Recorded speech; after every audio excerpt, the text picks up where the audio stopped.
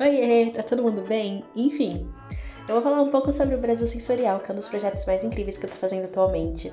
Ele fala um pouco sobre brasilidade, sobre pertencimento e sobre autoconhecimento de crianças com espectro autista nível 1 e 2 relacionado à musicalidade brasileira.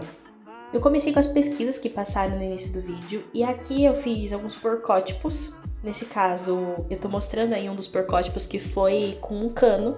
A ideia é fazer um reco-reco com um tambor e um chocalho ao mesmo tempo. E esse reco-reco, ele vai transmitir essa questão de senso de pertencimento para as crianças. Bom, com isso eu fiz alguns porcótipos, como eu falei, eu fiz um primeiro com uma latinha e depois eu fiz alguns, como esse do cano.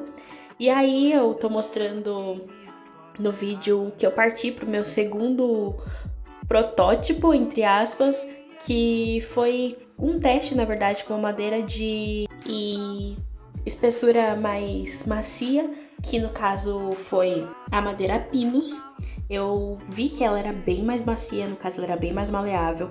Nesse aí que eu tô mostrando, foi bem mais difícil de conseguir fazer uma forma para fazer a ideia do reco-reco, porque o reco-reco, a ideia dele é ser basicamente pequeno para que uma criança consiga colocar nas mãos, ao mesmo tempo que seja prático e que tenha um formato abrasileirado, vamos dizer assim. Aí é eu conversando com o técnico, porque eu não estava me habituando 100% ao torno ali, né?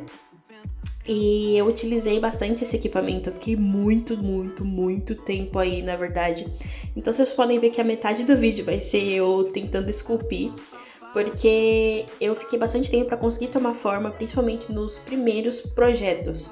Como tanto quanto o do cano, esse também foi um projeto um dos protótipos no caso, que foi bem custoso de fazer, mas não custoso financeiramente, mas sim de empenho, porque ele demorou muito para ser formado e demorou muito para pegar o formato que precisava ser pego.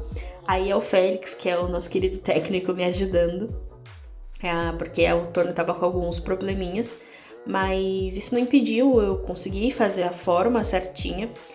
Uma das coisas que foram um empecilho também foi o fato dele estar em retângulo, em formato retangular, e no torno era mais fácil que ele tivesse em formato quadrado, no caso cúbico, porque ali fazia com que eu tivesse uma forma melhor e conseguisse mais rápido a forma circular que eu precisava, porque a ideia é ser bem pequeno e compacto, para que sejam vários instrumentos em um só, de uma forma compacta, que a criança possa se divertir com um pouco e entender ali toda a musicalidade de uma forma mais simplória.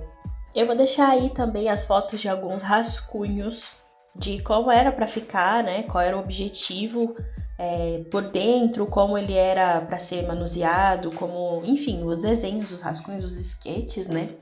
E dessa forma eu fui fazendo e fui conseguindo conquistar a forma que eu precisava.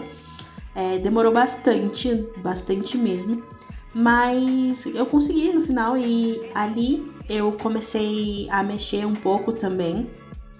Depois desse vídeo, vai mostrar um pouco sobre a forma como eu escolhi as madeiras. Eu conversei bastante com um dos técnicos do Senac Nações Unidas e ele me indicou algumas madeiras maciças, porque de certa forma o projeto, se fosse numa madeira mais macia, ele não faria o barulho que precisava. O reco-reco ficaria com um som um pouco mais oco, um som um pouco mais murcho mesmo, sem potência, sem musicalidade, sem uma forma, sem poder, assim, sabe? E dessa forma eu fui estudando algumas madeiras. Eu vou deixar a foto de alguma das madeiras que eu tive como opção. Eu peguei o livro Madeiras do Brasil, dei uma estudada para poder entender quais madeiras se adaptavam a quais instrumentos, quais madeiras eram mais recomendadas para aqueles tipos de objetivo que eu estava tendo. E dessa forma eu fui fazendo e fui entendendo ali, e foi quando eu comecei a pedir na internet mesmo e começou a minha busca por uma madeira maciça e que fosse, de certa forma, sonoricamente boa. Aí eu mostrando, depois de eu conseguir a madeira, eu consegui uma madeira de eucalipto por um preço muito bom, inclusive. Alguns pedaços de madeira de eucalipto, eles eram cortados, eram 9 pedaços de 30 centímetros cada. Como eu precisava de mais espessura, eu juntei eles, coloquei com a pinça, prendi com a pinça no caso, com um pouco de fita crepe e coloquei na prensa. A prensa ela é mais complicada de ser manuseada, ela demanda um pouco mais de força e técnica até, mas correu tudo certo, tudo bem também.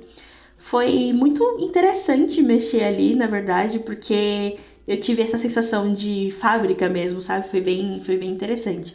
Mas aí vai mostrar um pouquinho sobre como foi a prensa e como que funciona. Eu deixei ela 24 horas nessa prensa ali, com ele apertando o item para baixo e na cola, porque a gente passou uma cola por cima primeiro. E com isso, depois eu fui e peguei 24 horas depois e ele já tava uma madeira maciça completamente, como se fosse um bloco firme. Depois de mexer um pouco na prensa, depois de mexer na madeira maciça com o torno, a gente partiu para essa busca de fazer o buraco para ficar oco e poder fazer o tambor. Essa foi a forma que ficou ao final, mas a forma no caso, mas faltava o buraco. E a gente começou a fazer o buraco e no final a gente conseguiu. Ele ficou mais ou menos assim, eu passei ele na cera também, foi bem legal. Ele ficou bem brilhante, ficou bonito. Aí eu tô mostrando o som que ele faz, o barulho do tamborzinho. O barulho do tambor é mais simples, mas é divertido para as crianças. Mostra aí o reco-reco com hashi, como que ele fica o som.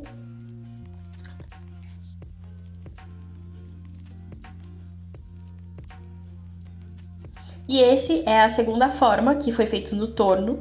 Ele é um segundo tipo de reco-reco, que dá para escutar o som também. Ele tem um som até um pouquinho diferente, se a gente parar para analisar certinho. E ele também é um chocalho. E aí eu vou mostrar um pouquinho sobre o barulho do chocalho. Aí ele é bem simplinho também, mas foi bem pensado e é para as crianças se divertirem mesmo. É isso. Tchau, tchau!